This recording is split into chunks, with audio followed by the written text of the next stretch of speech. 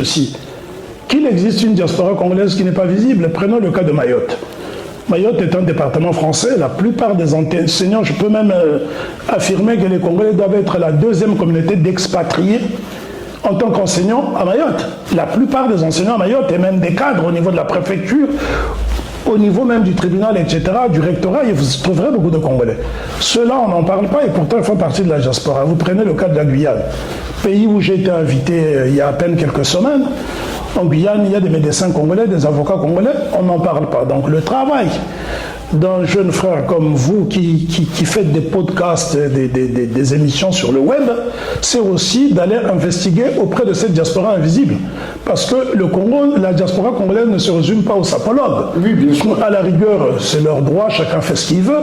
Moi, à la rigueur, c'est un phénomène qui ne me dérange pas. Oui. Les gens peuvent dépenser leur argent, faire ce qu'ils veulent de leur argent, c'est leur droit. Tant qu'ils ne piochent pas dans la poche des autres, c'est tout à fait leur droit, chacun a ses patients. Donc je me refuse de juger les gens qui ont fait des choix. Mais c'est probablement cette facette du Congo qu'on veut montrer, de la diaspora qu'on veut montrer. Mais il existe une autre diaspora estudiantine, salariale, intellectuelle, qui fait de la recherche. Je veux dire, parmi nos dévanciers, des gens qui m'ont influencé, des Congolais, prenons le cas par exemple des comptes. Les comptes dans les écoles, dans les établissements ici, les Congolais faisaient partie des pionniers. C'est un domaine dans lequel qui était quasiment exclusivement réservé aux Congolais.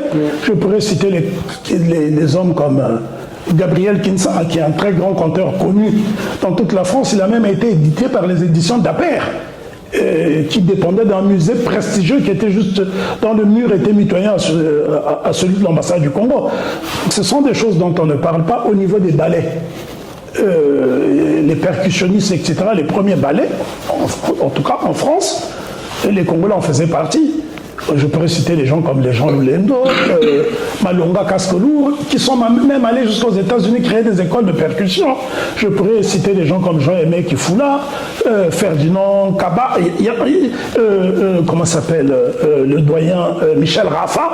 Je veux dire, Michel Raffa a fait le conservatoire en France. Il a enseigné les percussions dans les... Donc c'est une diaspora qui a été invisibilisée. Donc on a préféré se focaliser sur celle qui est plus ou moins dans la distraction.